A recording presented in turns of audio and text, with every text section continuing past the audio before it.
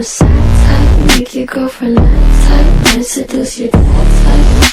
I'm the bad guy. Duh.